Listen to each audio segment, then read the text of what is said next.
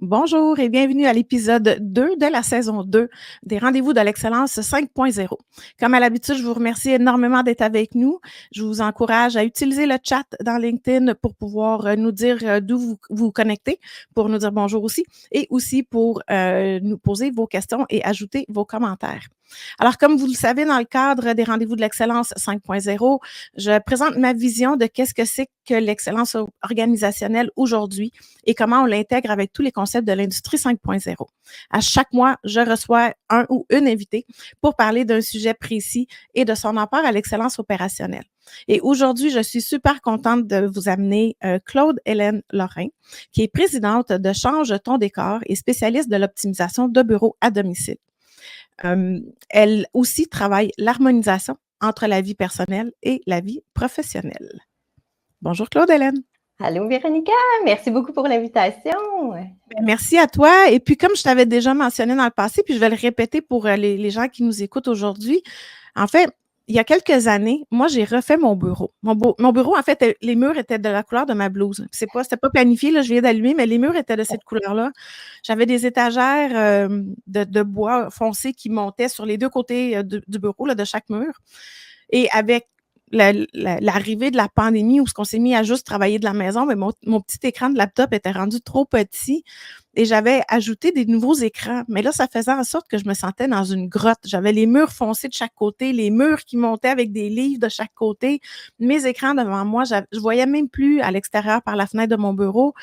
C'est là que j'ai commencé à réaliser l'impact de notre environnement de travail. Puis je me suis intéressée à la chose. Je me suis intéressée à comprendre c'est quoi l'impact des couleurs, des matériaux qu'on choisit et tout ça dans notre environnement de travail. Donc, j'avais vraiment hâte de pouvoir parler avec toi aujourd'hui. Fait que je suis super contente que tu sois là. Dis-nous pour commencer, Claude-Hélène, qu'est-ce qui t'a amené à t'intéresser à ce sujet-là? Oui, alors avec plaisir. Alors en fait, moi j'ai lancé mon entreprise en pleine pandémie, mars 2020. Au Ah, départ, super bien. on a beau faire un plan d'affaires, mais il y a des choses qu'on ne prévoit pas comme la pandémie. Alors au départ, mon entreprise changeait de décor. J'étais consultante en home staging, donc j'aidais les propriétaires de maisons à préparer leur propriété pour la vente. Alors on se rappelle en début de pandémie, hein, tout le monde était en télétravail, donc j'avais un mandat très très clair des équipes de courtiers immobiliers avec qui je travaillais, c'était réorganise le bureau, optimise les bureaux à la maison parce que de fortes chances que les acheteurs potentiels soient en télétravail et qu'ils soient à la recherche justement d'un bel espace inspirant, motivant pour travailler. Et assure-toi de respecter les vendeurs pendant le processus de vente pour qu'ils soient quand même capables de travailler et d'être efficaces et tout ça. Alors, bon, parfait. Moi, je prends ma mission au sérieux. Donc, oui, je préparais les maisons, mais je passais beaucoup, beaucoup de temps au niveau du bureau à domicile à cause de ça. Et je posais la question aux vendeurs. Je disais, bon, mon Dieu, êtes-vous bien dans votre espace de travail? Est-ce que vous vous sentez performant? Parce que, Véronica, j'ai tout vu. Hein? J'ai vu des bureaux dans des cuisines, dans des salles à manger, dans des chambres à coucher, Ah oui, c'est ça. en haut d'un escalier. J'ai tout vu comme option. Puis je me disais, mon Dieu, qu'ils n'ont pas l'air bien, ils ont l'air tout pognés. Alors, ce que je réalise, c'est qu'en début de pandémie, les gens se sont installés à un endroit, puis se sont pas posé de questions, se sont lancés dans le travail, puis n'ont pas réalisé, comme tu viens si bien de l'expliquer, le lien entre leur espace de travail à la maison et leur créativité, leur motivation, leur inspiration, leur énergie, leur bien-être. Mais Alors, en j'ai même temps commencé. aussi, excuse-moi, Claude-Hélène, mais en même temps, quand la pandémie a commencé, on pensait que c'était pour durer 2 semaines. Oui. Fait que, tu sais, dans la tête du monde, ça devait être aussi, ben, c'est un bureau vraiment très temporaire, le temps qu'on puisse revenir au bureau. Fait que ça valait peut-être pas la peine d'investir autant de temps et d'énergie et d'argent pour réorganiser un espace. Exactement, oui, excellent point. Sauf que les mois ont passé et c'est un peu comme quand on déménage dans une maison, on s'installe d'une certaine façon, puis les années passent et finalement, on renouvelle pas. Donc, oui, donc voilà, je me suis comme intéressée à ça. Je voyais qu'il y avait un certain mal-être et les mois passaient. Là, il a commencé à avoir des articles aussi qui ont apparu qui se disaient, bon, ben là, on est à la maison. Pourquoi ne pas s'inspirer des bonnes pratiques des grandes entreprises au niveau de l'aménagement? Donc, en effet, côté couleur, côté biophilie. Hein. Biophilie, c'est l'art d'amener la nature à l'intérieur. Donc, on en a parlé beaucoup pendant la pandémie, d'avoir accès à de belles fenêtres, la clarté, la luminosité pour s'énergiser, incorporer des plantes à notre décor. Hein. Ils ont ressorti une étude qui était parue avant la pandémie. C'est 15% d'amélioration au niveau de notre productivité quand on intègre des plantes à notre environnement. Donc, si c'est bon pour les grandes entreprises, c'est bon pour nous. Alors, chez mes clients, il y avait des plantes ailleurs dans la maison, mais pas nécessairement dans leur bureau.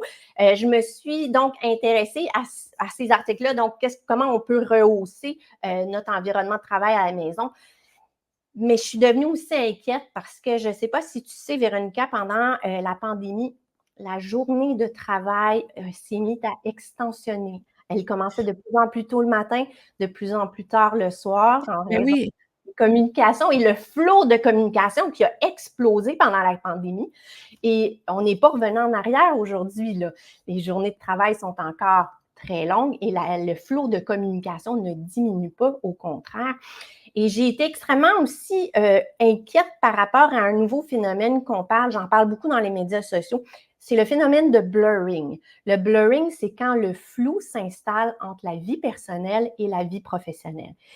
Et là, même si les employés sont retournés en mode hybride, sont retournés au bureau, on réalise que ce phénomène-là est persistant, ce qui fait que les employés ne décrochent pas nécessairement le soir et continuent à dire « Ah, c'est juste un petit texto, c'est juste un petit courriel sur le sofa en train d'écouter la télévision avec les membres de la famille. » Donc, on mélange nos sphères dans l'espace physique de notre habitation et on voit la même chose, ça va dans l'autre sens aussi. On peut travailler à la maison et on amène des factures à payer, on amène les checklists pour l'école si on a des enfants, appeler le dentiste de notre espace de travail. Donc, on commence à mélanger nos sphères et il y a quand même des aspects négatifs à tout ça, c'est qu'on ne se recharge jamais. Donc, on n'est jamais pleinement rechargé le soir pour s'engager le lendemain dans notre journée de travail. Et si on a plein d'auto-interruptions qu'on se crée dans notre espace de travail, que ce soit au bureau ou à la maison, on n'est pas pleinement engagé dans notre travail. Donc, ça affecte notre productivité, ça augmente le stress.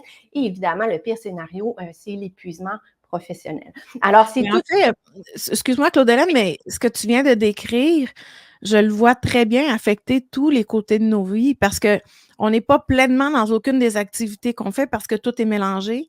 Donc, que ce soit professionnel, on amène plein de choses de notre vie personnelle dans le côté professionnel, mais quand on est avec nos familles, nos amis, ben la job s'infiltre aussi. Donc, dans n'importe quel moment, on n'est pas pleinement dans aucun des moments qu'on est en train de vivre. Est-ce que c'est ça? Et c'est très dommage et c'est très dommageable. Et je pense que je lance une graine de réflexion à ce niveau-là aussi auprès des entreprises. Si on a le bien-être de nos employés à cœur, justement, l'environnement de travail peut sortir des murs de notre bureau et inclure l'espace de travail à la maison, mais aussi se soucier du bien-être de nos employés, autant le matin qu'ils se dirigent au bureau ou qu'ils se dirigent vers leur espace de travail à la maison, et autant le soir. Donc, il y a toute une réflexion à faire à ce niveau-là, au niveau du bien-être de nos employés et ne pas... oui, les entreprises investissent, on va en parler tantôt de l'aspect physique du bureau, mais je pense qu'un employé qui travaille une journée ou 2 jours à la maison, c'est quand même 20 à 40% de la semaine. Donc, est-ce qu'on veut que cet employé-là soit pleinement performant et bien pendant ce 20 à 40%-là de la semaine? Alors, voilà. Donc, finalement, ça sort du bureau de la maison. Ça va au-delà de ça. Donc, moi, c'est vraiment le bien-être total de l'employé, qu'il soit à la maison ou au bureau. Mais je comprends aussi pourquoi quand on parlait, puis même quand je te présente, on parle de spécialiste en optimisation de l'espace, mais tu vas plus loin parce que tu vois l'impact que ça a dans l'équilibre de la personne. Donc, c'est le côté harmonisation et comme une conséquence de l'optimisation de l'espace, mais en même temps, c'est le but visé aussi d'être capable d'avoir cette harmonie-là par un espace qui est mieux performant, plus optimisé. Tout à fait, d'avoir une bonne journée, mais de respecter aussi les frontières ensuite de ça et de ne pas traîner le travail dans notre habitation. Exactement. Donc ça va au-delà de ça. Et les routines, les zones tampons, on le sait, là, en ce moment, c'est ce qu'on entend des employés. Je suis toute mêlée dans ma routine. Des fois, je vais au bureau, des fois, je reste à la maison. Donc, comment créer cette zone tampon-là si on n'est pas pris dans le trafic, si on veut dire, vers le bureau? Donc, il y a toute cette réflexion-là et je trouve que c'est tellement un beau moment en ce moment. Alors, merci encore, Véronica, pour cette belle opportunité. C'est tellement un beau moment dans cette période post-pandémique de justement revoir l'environnement de travail de manière plus large. Normalement, je demande toujours aux gens de définir c'est quoi, mais j'ai comme l'impression que tu l'as déjà défini. Fait que si tu l'as défini, dis-moi-le, puis on passera à la prochaine, mais quand on parle de... Je pense que ça vaut la peine de leur définir okay. Une autre fois. Donc, pour moi, en fait, quand on parle d'environnement de travail, on parle des conditions physiques et psychologiques dans lesquelles les employés évoluent. Donc, l'environnement de travail, pour moi, c'est deux sphères très distinctes. Il y a tout l'aspect physique. Donc, dans l'aspect physique, on inclut, bon, évidemment, l'espace, l'aménagement, l'ergonomie, la luminosité, la température, la ventilation et tout l'autre aspect plutôt culturel et social. Donc, c'est nos relations avec nos collègues, le style de gestion dans l'organisation, le climat organisationnel. Donc, c'est tous ces aspects-là. Donc, moi, l'environnement de travail, c'est ces deux sphères-là. Mais je trouve intéressant de le voir plutôt comme des vases communicants quand c'est bien fait, quand on a bien réfléchi à notre environnement de travail, bien, les aspects physiques peuvent aider à notre culture organisationnelle, peuvent nous aider à avoir des employés plus motivés, plus inspirés, plus créatifs, bien, et vice-versa aussi. Donc, voilà, donc je pense que c'est important de le voir, d'avoir une vision beaucoup plus large de l'environnement de travail et de considérer tous les aspects à ce niveau-là. Puis je pense que, oui, je t'écoute. Ben, non, j'allais dire que ça va jusqu'au choix des couleurs aussi, hein, parce que même si j'ai dit que j'en ai pris vraiment conscience quand j'ai refait mon bureau, parce qu'on était cloîtrés dans un espace plus restreint pendant un bon bout de temps, mais j'ai travaillé dans une organisation où les tapis étaient gris foncé et les murs étaient gris.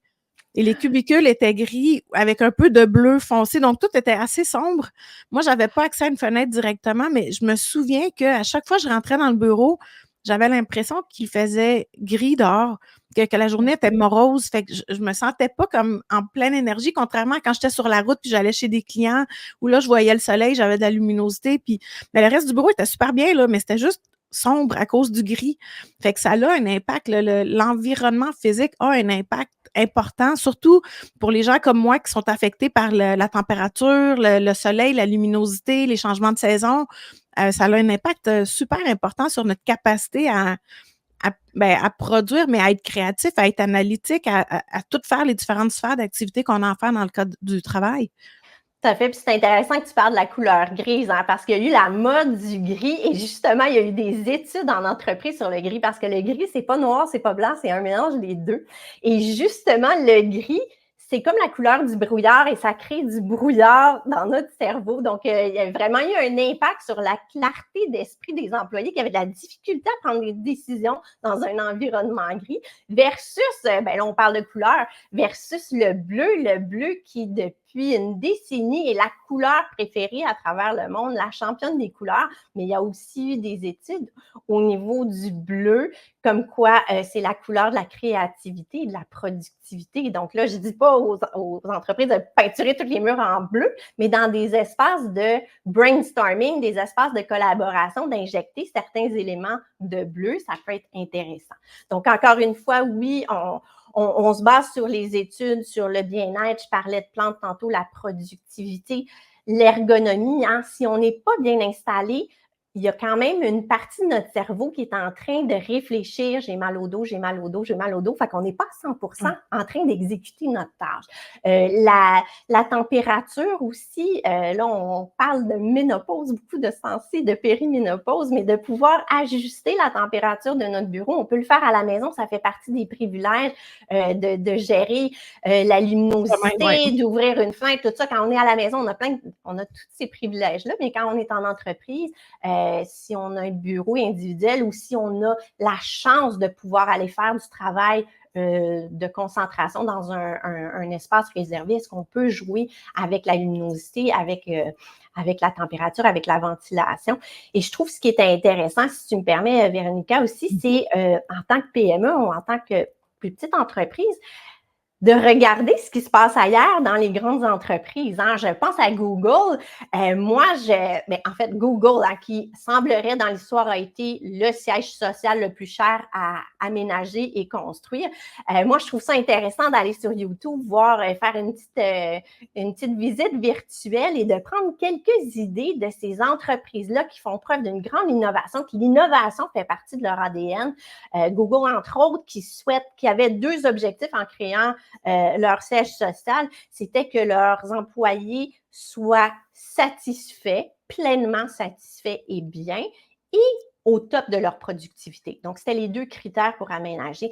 Alors, c'est intéressant d'aller voir tous les espaces de créativité, les espaces de collaboration, des petits salons pour aller échanger, brainstormer, des espaces pour aller se concentrer. Il y a même aussi des genres de pods pour aller faire des siestes en tant qu'employé. On ne sait pas si tu es en train de faire une sieste ou si tu es en train de travailler, mais c'est pas grave, ça concerne personne, c'est privé. Donc, vraiment outiller les employés, de leur dire, voici, on te donne plein d'options pour que tu sois au top de ton inspiration, au top de ta créativité. Donc, c'est intéressant aussi d'aller voir ce que les grandes entreprises, justement, qui ont la créativité, le bien-être de leurs employés à cœur, qu'est-ce qu'ils font et de ramener ça dans notre entreprise et de prendre quelques idées, de magasiner ces idées-là. Mais justement, tu fais une belle ouverture à la prochaine question. C'est quoi les besoins aujourd'hui dans les organisations par rapport à l'aménagement de l'espace comme ça pour aider les employés? Oui. En fait, si on peut retourner en arrière, le défi actuel, évidemment, et ce qu'on entend actuellement, c'est de devoir concilier performance, les attentes de performance de l'organisation avec le bien-être des employés. Donc, c'est 2 choses que si on veut bien le faire et si on est très connecté avec les besoins de nos employés, c'est possible de concilier performance et besoins de nos employés, tout en faisant face à une demande croissante au niveau de la flexibilité. Hein. Fait que là, on le sait, actuellement, il y a des entreprises qui sont en train de mettre sur pied leur politique de flexibilité. Il y a des entreprises qui ont décidé de rapatrier leurs employés à temps plein. Il y en a d'autres qui ont révisé leur politique de mode hybride. Les modes hybrides, il peut y avoir plusieurs modes hybrides dans la même organisation. Il y a différentes équipes qui travaillent différemment. Donc, on est là. Puis il y a aussi de faire face au stress. Véronica, on fait face à une pandémie de stress actuellement. Ça explose de partout. Donc, il y a tout ça à réfléchir. C'est sûr qu'actuellement, les chercheurs ont identifié le mode hybride comme la solution pour diminuer le stress chez nos employés, puis pour aussi justement harmoniser plus facilement la vie personnelle et la vie professionnelle. Donc actuellement, c'est le mode hybride qui a été identifié à ce niveau-là. Donc là, en ce moment, je pense que c'est justement, comme je disais, c'est le bon moment pour les entreprises de réfléchir, de se positionner par rapport à cette politique de flexibilité et de repenser l'environnement de travail au bureau. Donc, comment est-ce qu'on veut que nos employés l'utilisent, cet environnement-là? Ils ont été en télétravail pendant la pandémie. Comment est-ce qu'on veut se positionner? C'est une belle occasion pour réaménager nos bureaux. Justement, si on souhaite que nos employés collaborent plus, aient une communication plus fluide, justement, est-ce qu'on veut réviser la vocation de certaines salles dans notre entreprise, les open space, hein, les aires ouvertes, est-ce que c'est le moment justement de revoir l'organisation de travail, peut-être plutôt faire des îlots par équipe, comme ça quand ils viennent au bureau, ben ils sont ensemble, ça solidifie l'engagement vers l'équipe, on peut plus facilement collaborer. Donc, je trouve que c'est un bon moment pour réfléchir à ça. Et je trouve aussi, je ne sais pas si tu as lu le livre de Sonia Lupien, docteur en neurosciences. Elle a écrit un bijou, là, une magnifique œuvre sur le stress au travail versus le stress du travail. Et elle parle justement du concept de travail de surface, c'est-à-dire le travail où on n'a pas besoin pleinement de notre concentration, répondre à des courriels, par exemple, aller à des meetings, des séances de brainstorming, c'est en surface, versus le travail en profondeur qui nécessite 100% de notre concentration. Et le travail en profondeur, dans le fond, c'est l'antidote au stress parce que ça nous permet de bloquer un temps sans interruption pour pouvoir avancer des projets importants, des projets qui font partie de notre définition de tâches et des projets qui permettent de contribuer à l'avancement de l'entreprise ou justement de trouver des solutions créatives à des problèmes. Donc, vraiment, le travail en profondeur est clé. Alors, je trouve ça intéressant pour les entreprises de revoir, de réfléchir à l'organisation du travail et justement de se poser la question, le travail en profondeur, Sonia Lupien dit, à la maison, c'est idéal d'aller faire notre travail en profondeur. Et si il y a eu communication avec l'entreprise, si l'entreprise nous permet de faire un bloc de 2-3 heures sans interruption, sans meeting, je suis à la maison, j'ai un espace optimal, je fais du travail en profondeur et je vais être tellement fière après ça d'avoir réalisé, je ne sais pas, une étape ou deux d'un projet, d'avoir avancé, d'avoir un sentiment d'accomplissement. Et quand je vais au bureau, là, c'est le temps de me faire déranger. Hein? Là, c'est le temps, on est tout le monde. Interaction, oui.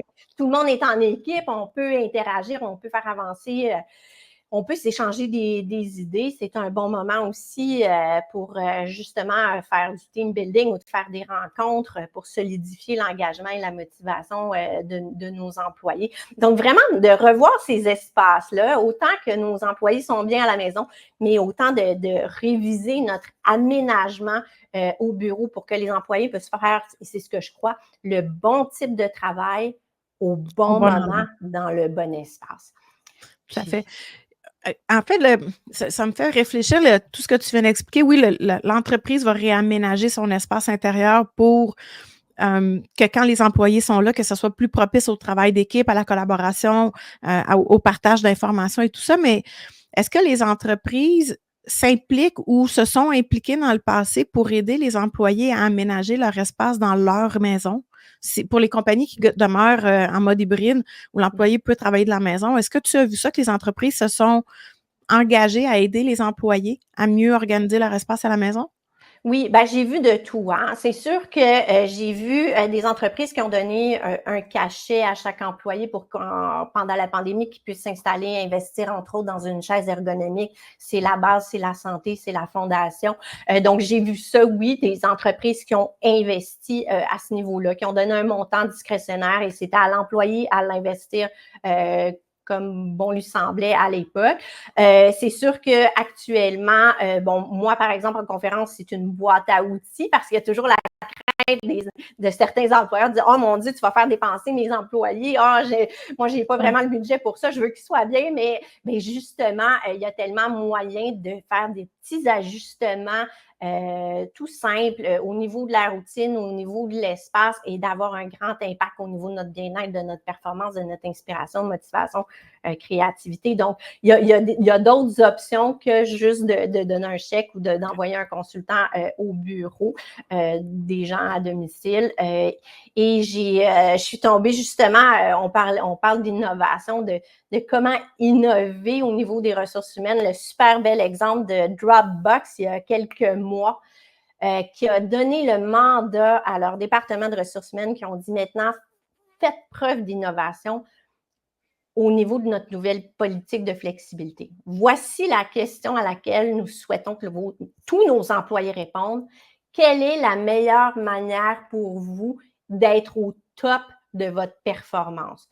Donc, toutes les réponses étaient bonnes et c'était le devoir des ressources humaines de cumuler toutes ces réponses-là et de pondre de manière créative une nouvelle politique. Alors, Dropbox, eux autres, ils ont choisi c'est Virtual Strategy First, c'est-à-dire qu'eux autres, ça leur appartient. Ils ont sondé leurs employés, ils ont créé une nouvelle stratégie de tout le monde à la maison, mais avec des obligations de revenir au bureau une semaine sur X semaines en équipe pour réaliser, faire avancer des projets. Et eux, ils ont décidé d'investir un cachet. Ils ne l'avaient pas fait pendant la pandémie et c'est maintenant que ça vient d'être fait.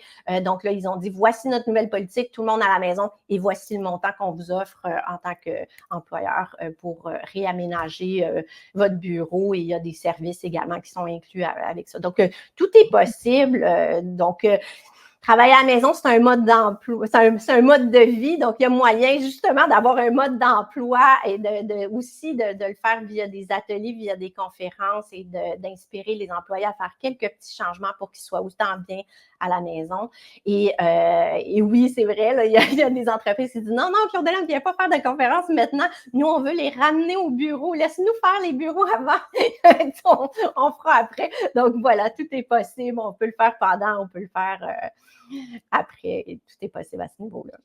C'est vrai que ça arrive, on dirait à point, là, notre rencontre d'aujourd'hui, parce qu'on voit beaucoup dans les médias des articles qui parlent, surtout aux États-Unis que je les vois, mais on voit beaucoup d'organisations qui sont en train d'effectivement de dire aux employés un retour. Maintenant, c'est tout le monde de retour au bureau.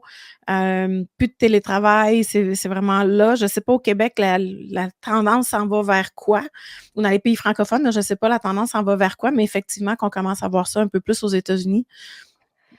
Oui, puis je pense qu'il n'y a pas de bonne ou de mauvaise réponse.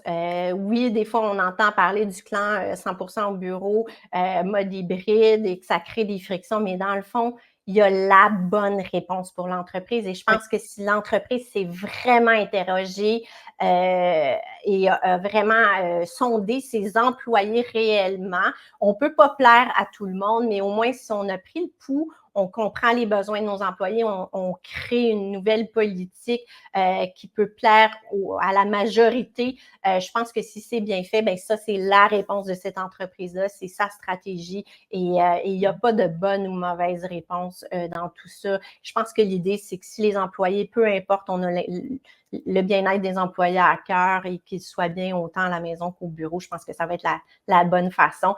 Mais c'est sûr qu'en 2024, moi, j'étais tombée sur un rapport de McLean sur les tendances de ressources humaines et ça disait quand même que c'était, je crois, 81% des entreprises qui avaient décidé de ne pas prendre de décision en 2024 et de vraiment prendre le temps et prendre du recul, de se déposer.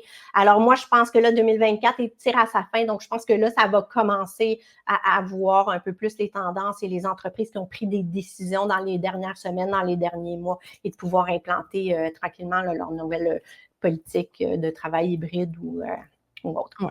Tout à fait. Tu nous as parlé de Dropbox tantôt, puis qui ont fait un exercice interne pour comprendre qu'est-ce que les employés avaient besoin. As-tu des exemples concrets que tu peux partager avec nous, bien entendu, sans nommer les entreprises, mais qui nous montrent un peu l'impact de tout ce qu'on est en train de discuter? C'est quoi l'impact que ça peut avoir? Ouais, autant chez l'employé que chez l'entreprise. Oui, tout à fait. En fait, j'ai nommé beaucoup de grandes entreprises tantôt, fait que j'avais envie de prendre un cas à plus petite échelle pour vraiment illustrer le genre d'intervention que je peux faire quand il y a un employé qui travaille à la maison. Donc, un super cas qui a été fait pendant la pandémie, dans le fond, une employée qui travaillait pendant la pandémie au bureau parce qu'elle était toute seule. Et là, elle est déménagée beaucoup plus loin du bureau. Elle s'est dit, bon, je vais pouvoir profiter de la politique mode hybride comme tous mes collègues, finalement. Alors, une employée extrêmement ambitieuse et qui avait un TDAH. Donc, moi, ça m'a permis vraiment d'en apprendre davantage, qui était hyper transparente, hyper généreuse au niveau, pour m'éduquer à ce niveau-là, qui se connaissait très bien. Et voilà, ce qui est arrivé, c'est que dans le fond, elle est déménagée dans cette nouvelle propriété-là. Elle a installé son bureau à domicile et elle m'a appelée en panique. Elle dit, Claude-Hélène, c'est d'une urgence. Je n'arrive pas à fonctionner et à travailler. Je suis à 1 sur 10 au niveau de ma productivité. J'ai des grands rêves. J'ai des attentes de mes employeurs. Ils étaient habitués à un certain rendement quand j'allais au travail, au bureau. Et là, c'est en déclin. Donc, voilà. Donc, c'était super intéressant parce qu'encore une fois, je devais prendre en considération les triggers négatifs qui pouvaient la déconcentrer. On avait vraiment un problème de concentration au niveau de l'espace de travail. Et ce que j'ai réalisé, c'est vraiment l'emplacement du bureau, à quel point juste l'orientation de notre bureau peut faire toute la différence au niveau de notre concentration, au niveau de notre énergie. Si je me permets une parenthèse, Véronica, à l'époque, quand j'ai commencé ma carrière, je travaillais en assistance chirurgicale par ordinateur. La majorité des employés étaient des programmeurs. Et moi, je trouvais ça fascinant parce qu'ils voulaient toujours être tous dans la même salle et tous en train de regarder le mur. Donc, ils étaient tous dos à dos et c'était tellement important pour eux. Et c'est récemment que je suis tombée sur une étude qui disait quand on veut être hyper concentré, on se met vers un mur, idéalement des plafonds plus bas. Et les programmeurs mettaient même une casquette pour rester super focus. Il y a les lignes de code, il ne faut pas faire d'erreur. Alors, je trouvais ça intéressant parce que ma cliente m'avait dit, j'avais dit, hey, si on veut être créatif, on ne se met pas vers un mur. Au contraire, on se met dans une power position avec de l'espace autour, idéalement avec la vue sur la porte pour ne pas être en mode combat ou fuite. Donc là, je trouvais ça intéressant. La concentration était hyper importante. Donc, on a installé son bureau face au mur.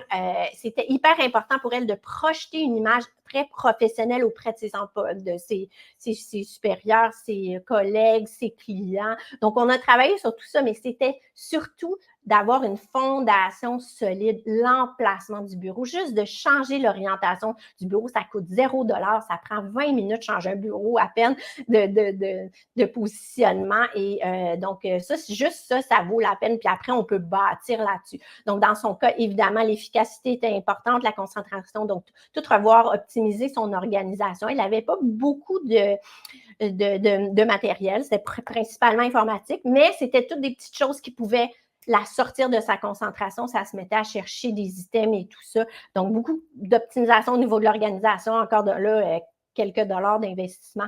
Évidemment, on a travaillé beaucoup au niveau de son inspiration, toujours la ramener. Pourquoi tu fais ce travail-là? C'est quoi ta motivation? Donc, vraiment beaucoup au niveau de la décoration, d'avoir des triggers positifs pour lui rappeler pourquoi est-ce que je fais ça? Pourquoi est-ce que je fais mon travail? Ah oui, ça me motive de voir ça. Évidemment, un autre exemple de cliente qui avait plein de plantes partout dans sa maison, qui n'en avait pas dans son bureau. Alors, on est allé chercher notre petit 15% de productivité là en allant magasiner dans son salon des plantes et les injecter dans son décor.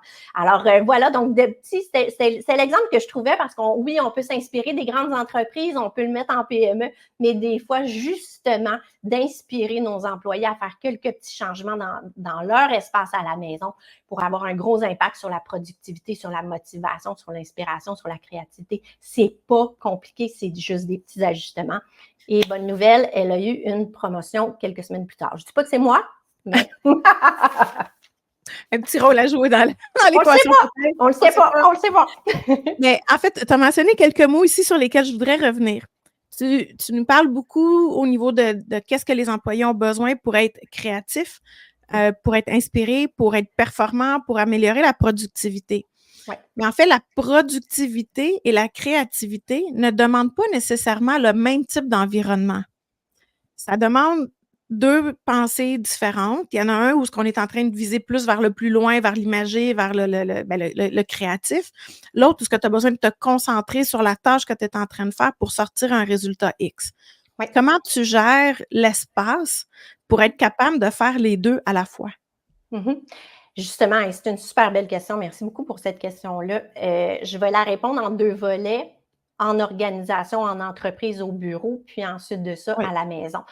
Donc, évidemment, au bureau, je parlais tantôt de réflexion, de prendre ce pas de recul-là et de prendre justement ce moment-là en parallèle à revoir notre politique de flexibilité et pourquoi ne pas repenser les espaces de travail justement en fonction de l'organisation du travail, de se demander comment est-ce qu'on veut que nos employés travaillent ensemble? Est-ce qu'on veut qu'ils travaillent en équipe? Ah, bien, si on veut qu'ils travaillent en équipe, on peut créer des espaces de collaboration spécifiques à telle équipe.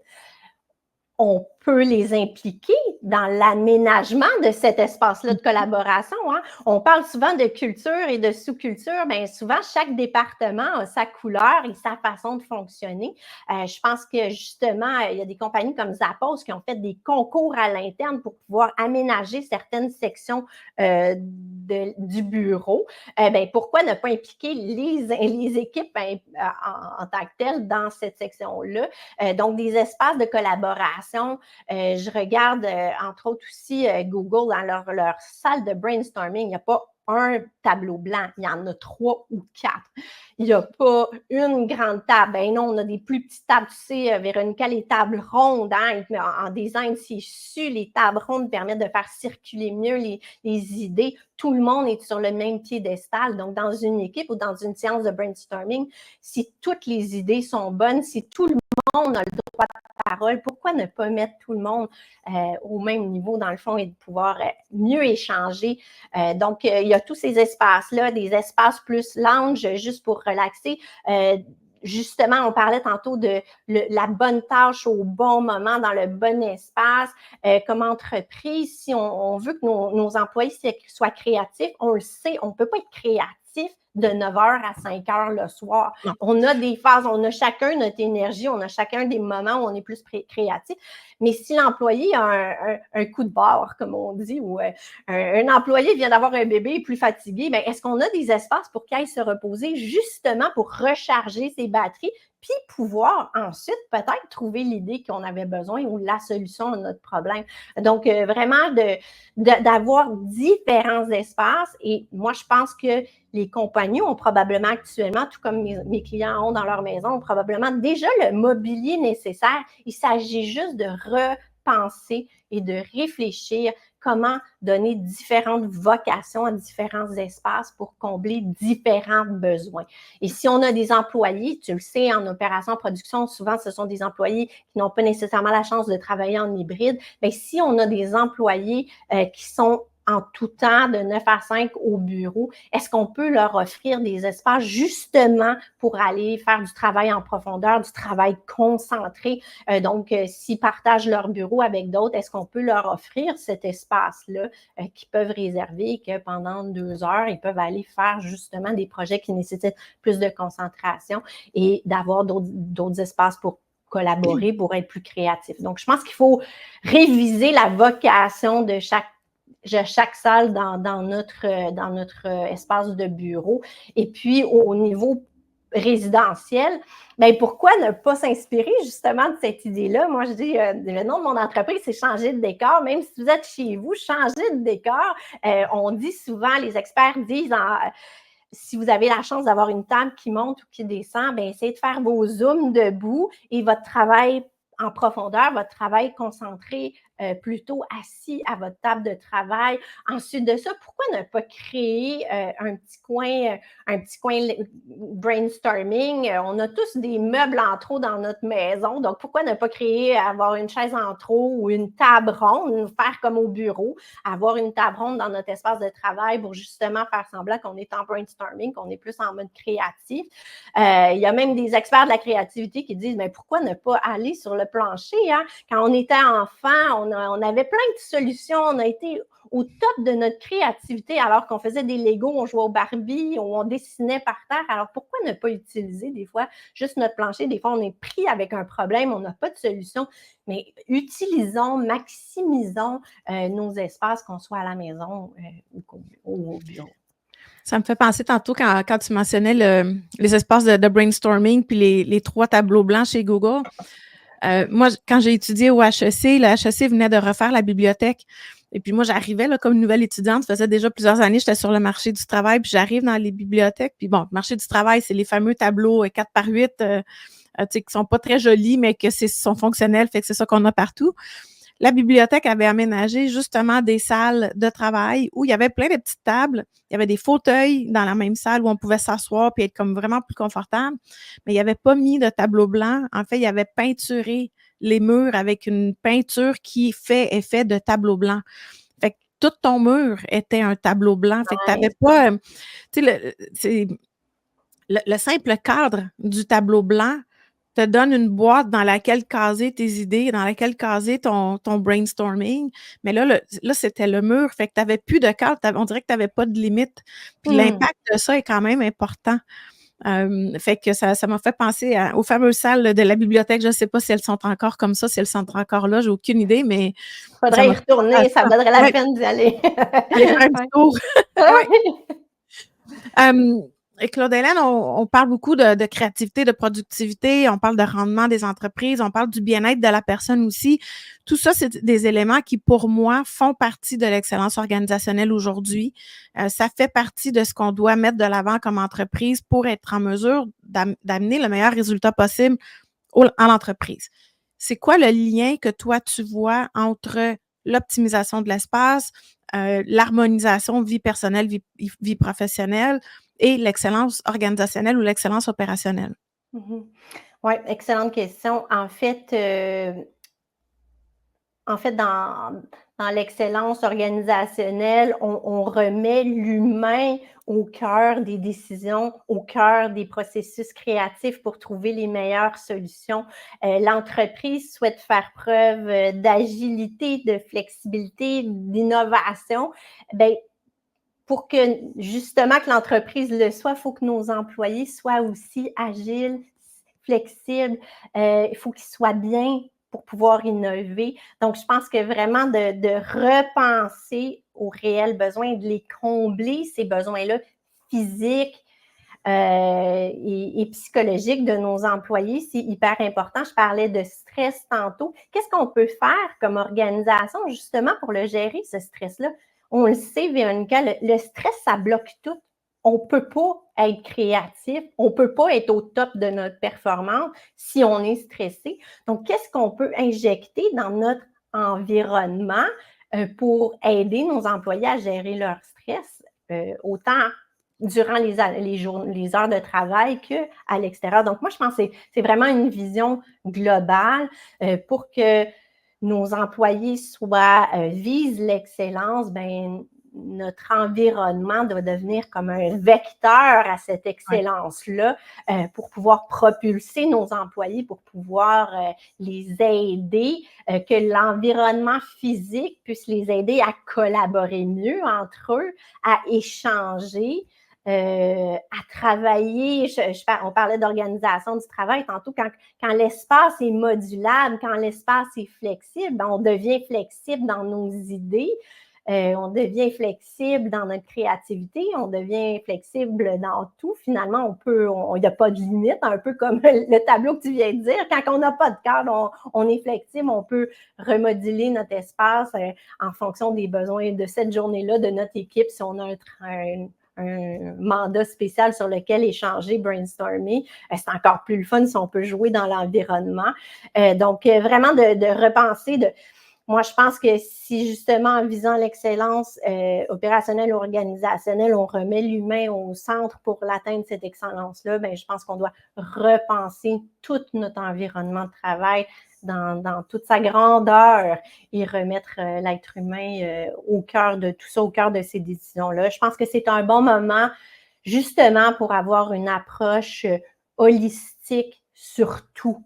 Tu parlais de bien-être à la maison. Ben oui, notre employé, on veut qu'il soit bien. Ben le bien-être aussi, ça se passe à l'heure du déjeuner avant qu'il soit en route vers l'entreprise ou en route vers son espace de travail. C'est au niveau de l'organisation du travail. Est-ce qu'on veut bloquer du temps pour que nos employés puissent faire du travail en profondeur de manière concentrée?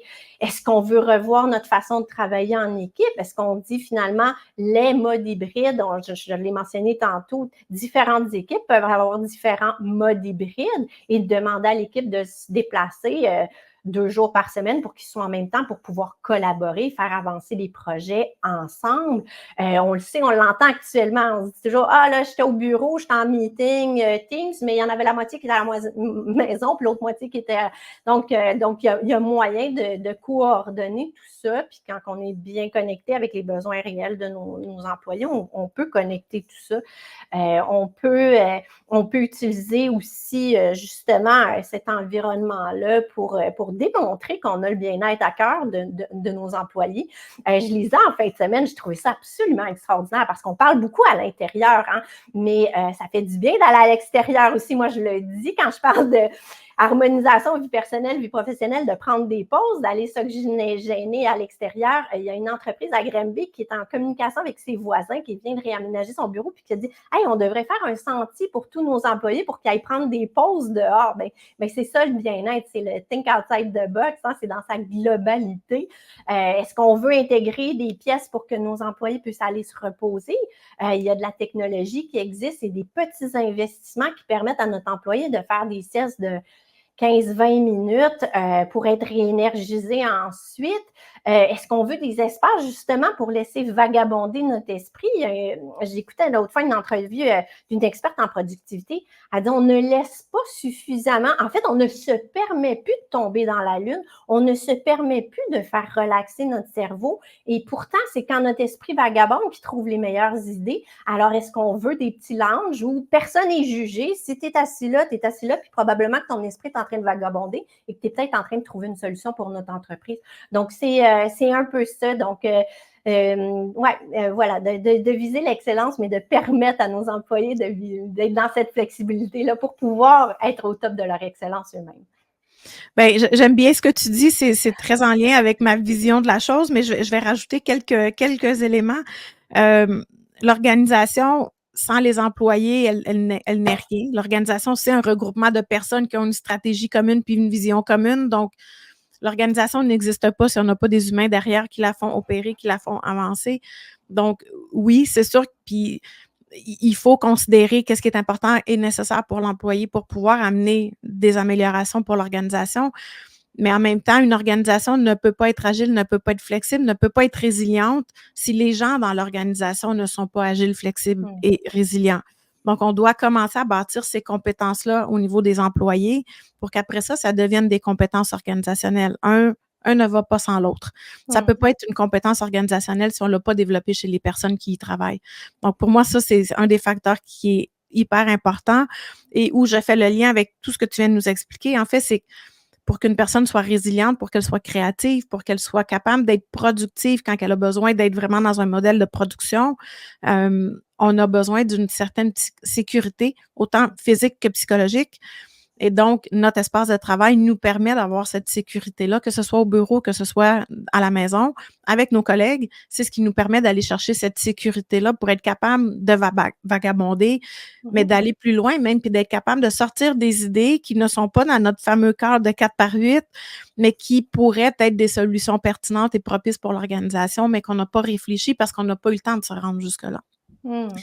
L'autre élément, je pense, qui est un peu à contre-courant, mais que c'est quand même comme ça que nos journées sont construites aujourd'hui. Le travail, il est construit aujourd'hui à la méthode de la ligne de production de Henry Ford. Donc, de 9 à 5, on produit tant, on a tant à produire, on fait ça, on fait ceci. La réalité, c'est que le marché du travail puis l'organisation du travail, elle est en train de changer drastiquement. La technologie qu'on a pu amener, l'intelligence artificielle qu'on est en train de développer encore plus, le machine learning, tout ce qu'on est en train d'amener, que la technologie nous amène, est en train de nous enlever justement toutes ces tâches où toi, tu disais que ça prenait pas une grande concentration pour effectuer, mais c'est en train de nous amener, de nous enlever toutes ces tâches-là parce que l'ordinateur les fait beaucoup plus rapidement que nous et plus efficacement que nous et probablement plus précis que nous. Éventuellement, ça va être beaucoup plus précis que nous. Donc, toutes ces tâches-là qui nous prenaient du temps un peu de concentration, mais où souvent, écrire un courriel, c'était pas une tonne de concentration, mais on le faisait pratiquement automatiquement. C'est des choses qui permettaient à notre esprit de vagabonder un petit peu parce qu'on le faisait un peu comme une routine, comme une habitude. Donc, on n'avait pas besoin de réfléchir tant que ça. Par contre, aujourd'hui, en enlevant tous ces facteurs-là de notre journée de travail avec la technologie, qu'est-ce qui nous reste dans notre assiette de travail? C'est tout le travail qui est profond, tout le travail qui demande de l'analyse, qui demande de la réflexion, qui demande de la créativité. Donc, on ne peut pas s'attendre, je crois, à ce qu'on soit capable d'être dans ce travail profond de 9 à 5. Ça ne marchera pas. Notre cerveau n'est pas fait pour ça. On a besoin de vagabonder. On a besoin d'avoir une stimulation autre et on a besoin de décrocher. Je reviens à ce que tu disais au début avec le blurring. On a besoin de décrocher justement pour être capable de revenir concentré sur la tâche qu'on a besoin de faire quand on a besoin de la faire de cette manière-là. Donc, pour moi, tout ce qu'on vient de discuter a un lien complètement direct avec l'excellence dans l'organisation parce que si on ne contrôle pas notre environnement de travail, ben c'est lui qui nous contrôle, puis on ne sera pas capable d'atteindre les objectifs qu'on se vise et on ne sera pas capable non plus de défier de challenger, mais pas de challenger, mais de défier tous les changements que la technologie et que tout ça va continuer à nous apporter à une vitesse ahurissante. Donc, notre espace de travail devient aussi critique pour être capable de se ressourcer pour vagabonder, parce que j'aime bien ton terme, pour vagabonder, pour imaginer, que d'être capable d'être bien concentré, d'être capable de bien avancer. Oui, tout à fait. Puis si je peux faire du pouce là-dessus, Véronica, on est tous uniques aussi comme êtres humains. Hein? Oui, on nous a imposé le 9 à 5 avec un certain rythme, mais je pense qu'on est rendu là de se poser la question, c'est quoi notre chronotype en tant qu'employé, en tant qu'individu, comment on peut bâtir notre journée en fonction de notre niveau d'énergie, justement de maximiser ces périodes de travail en profondeur-là, où on doit faire preuve de créativité, de concentration. Donc, aussi de voir avec l'organisation, de réorganiser le temps et de permettre aux employés de bloquer du temps sans interruption. Hein? Parce que les interruptions, ça nous gobe du temps. Hein? C'est 23 minutes, 15 secondes se faire interrompre pendant qu'on est concentré, de reprendre notre concentration. Il y a des travaux qui ont été faits là-dessus. Donc, oui, il faut minimiser nos interruptions pour pouvoir maximiser ça. Et je trouve aussi d'avoir le luxe de pouvoir bloquer des espaces dans la semaine où on ne peut que faire avancer sur nos projets, avoir du travail en profondeur et ne pas avoir des Teams puis des textos pendant ce moment-là ou des courriels à gérer. Donc, je pense que c'est la clé aussi pour pouvoir mieux avancer. Oui. Oui, tout à fait. Si on finit avec la dernière question avant que je fasse le petit wrap-up avec mes points que je retiens, concrètement, qu'est-ce que tu conseilles aux entreprises pour être capable d'intégrer cette harmonisation-là, cette optimisation-là de l'espace dans la culture organisationnelle?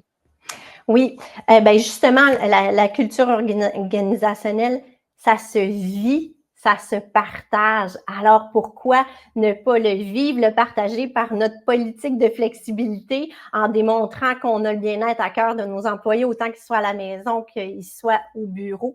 Et pourquoi ne pas profiter des journées que nos employés viennent au bureau pour la vivre, cette culture-là organisationnelle? Justement, encore en regardant chez les grands, j'avais une discussion l'autre fois avec un artiste qui fait des murales en entreprise et qui disait, Claude-Hélène, un corridor, ça peut être une façon de se rendre d'un bureau A à un bureau B, où ça peut prendre vie, ça peut être un espace où on a envie d'échanger, de discuter, de dire « Hey, comment ça a été ta fin de semaine? Puis ton marathon, comment ça a été? » Donc, il y a moyen d'injecter notre ADN organisationnel, notre culture, dans les murs de notre environnement de travail physique. Il y a moyen de créer ces espaces de collaboration-là. Il y a moyen de créer la conversation. Il y a moyen de démontrer à nos employés qui font partie d'une histoire que l'entreprise, disons qu'elle a plusieurs je sais pas, plusieurs bureaux à travers la province, le pays, à travers le monde, mais pourquoi ne pas les représenter, de dire « Hey, t'es important, tu fais partie de cette histoire-là » ou « Regarde à quoi tu contribues », de rappeler aux employés à quoi ils contribuent. Ça nourrit la marque employeur et ça nourrit l'expérience d'employé de faire partie de ce tout-là. Donc, vraiment d'utiliser les murs, d'utiliser des détails pour justement solidifier cette culture organisationnelle. Et comme je disais tantôt, c'est des vases communicants. Quand on le fait bien, justement, les espaces physiques, quand on prend soin de nos employés, bien, ça nourrit aussi les aspects sociaux et culturels de notre organisation. Donc, quand on le fait bien, quand on le fait de manière holistique, tout le monde en ressort gagnant, je suis convaincue. Tout à fait. Écoute, normalement, je retiens 3 éléments, mais là, j'en ai pris plus que ça en note. Mais je pense qu'ils sont pertinents. J'ai retenu l'importance d'amener la nature dans notre environnement. Puis bon, moi, je te l'ai mentionné, moi, j'habite en région, à l'extérieur de l'île de Montréal, donc la nature, elle est alentour de moi. Fait que de mon bureau, moi, je vois un boisé. C'est ça, fait que j'avais pas l'impression que je devais amener la nature dans mon bureau parce que je la vois de mon bureau, mais j'ai commencé à amener quelques plantes. Il y en a une derrière moi là, puis il y en a une là. Je l'avais vu. J'ai commencé. Donc, l'importance d'amener la nature dans notre environnement de travail. Le principe du blurring que tu nous as expliqué au début me touche vraiment beaucoup parce que même moi, je le sens, puis tu sais, je suis consciente de plusieurs de ces éléments-là, mais comme toi, j'ai ma propre entreprise, nos chapeaux sont très grands, très larges, et ils touchent beaucoup de secteurs de nos vies. Je m'aperçois à quel point c'est difficile d'être vraiment dans le moment présent, puis de pas avoir mon téléphone à côté, de pas voir le courriel qui rentre, de pas voir le texto, puis fait que le blurring, je le vois, puis je m'en aperçois de plus en plus, puis j'essaie de faire des compartiments pour ma vie, mais c'est pas simple. Donc, je comprends l'espace de travail peut nous aider à le faire. Et moi, j'ai mon bureau séparé j'ai mon bureau dans la maison, mais mon bureau ne fait pas partie du reste de la maison. Donc, je peux avoir une distinction, mais c'est ici que ça me suit. C'est dans ma tête, c'est pas l'espace. Ça, c'est une autre chose. Un autre épisode. J'aime bien aimer quand tu as parlé de comment dans notre espace de travail, démontrer ce qui nous inspire à faire ce qu'on fait. Puis moi, ça m'a donné des idées de qu'est-ce que je pourrais ramener dans mon espace de travail pour faire ça, mais j'ai beaucoup aimé cet aspect-là. Je pense que de plus en plus, l'inspiration de notre fameux why, pourquoi on fait les choses que l'on fait, pourquoi on fait le travail que l'on fait, il est important pour tous. Donc, de le ramener puis de le voir concrètement quand on est à notre bureau, je pense que ça peut avoir effectivement un impact assez fort. Et les derniers éléments, ils se retouchent pas mal tous ensemble, mais en fait, moi, je tiens beaucoup que l'optimisation de l'espace, c'est pour aider à l'expérience employée. C'est pour aider à créer cette expérience-là que les gens vont vouloir venir partager, vont vouloir faire partie de cette équipe-là, vont vouloir faire partie de cette organisation-là. Mais j'ai adoré quand tu parles de utiliser l'espace pour montrer à quoi ils contribuent et à quoi ils font partie. Ça, je pense que c'est vraiment sous-utilisé. Je pense qu'il y a un potentiel énorme à développer cette image-là. Puis quand on parle d'excellence opérationnelle, on est en train de parler d'un travail d'équipe pour atteindre un résultat donné, mais c'est vraiment la force de l'équipe qui nous rend là. Fait qu'en intégrant ce que tu viens de nous dire, de démontrer en image, de démontrer dans notre environnement physique à quoi chacun contribue, qu'est-ce qu'il contribue à créer pour la société, pour la communauté, pour l'économie alentour de nous, mais à quoi ils font partie. Je trouve que ça jumelle super bien ces éléments-là ensemble. Et c'est probablement les deux éléments que je vais retenir le plus, à part du blurring, sur lesquels je vais continuer à travailler. Mais Claude-Hélène, merci énormément. Je pense que ça a été, puis là, tu le vois dans les commentaires. Merci Chantal d'avoir été là. Ça a été une conversation vraiment super inspirante, intéressante. Je suis certaine que les gens qui ont écouté vont se retourner et vont regarder leur bureau pour dire qu'est-ce que je peux changer qui va avoir un impact tout de suite. Donc, merci énormément de ta participation. J'ai adoré notre conversation. Ah, mais c'est réciproque. Merci beaucoup pour la belle invitation. Vraiment, j'ai adoré. Donc, bien contente que tu aies retenu encore plus que 3 points. Moi, ça me touche énormément. Alors, merci encore. Merci Claude-Hélène. Et pour les gens qui sont avec nous, il y aura effectivement un prochain épisode au mois de novembre. Je ne peux pas vous l'annoncer tout de suite parce que je suis encore en train de travailler pour trouver les personnes que je vais inviter. Donc, on continue quand même. Le mois prochain, on continue les épisodes, mais je vais pouvoir vous les annoncer un peu plus tard. D'ici là, si vous avez des idées, si vous avez des sujets que vous voudriez qu'on aborde, ben je vous invite à me les envoyer. Si vous avez des gens à me recommander que je pourrais inviter au podcast, je vous invite à me les recommander ou à faire les introductions pour que je puisse les inviter et les rencontrer. Alors, sur ce, merci beaucoup d'avoir été avec nous. Je vous souhaite une belle semaine et on se revoit le mois prochain. Merci, Claude-Hélène. Merci.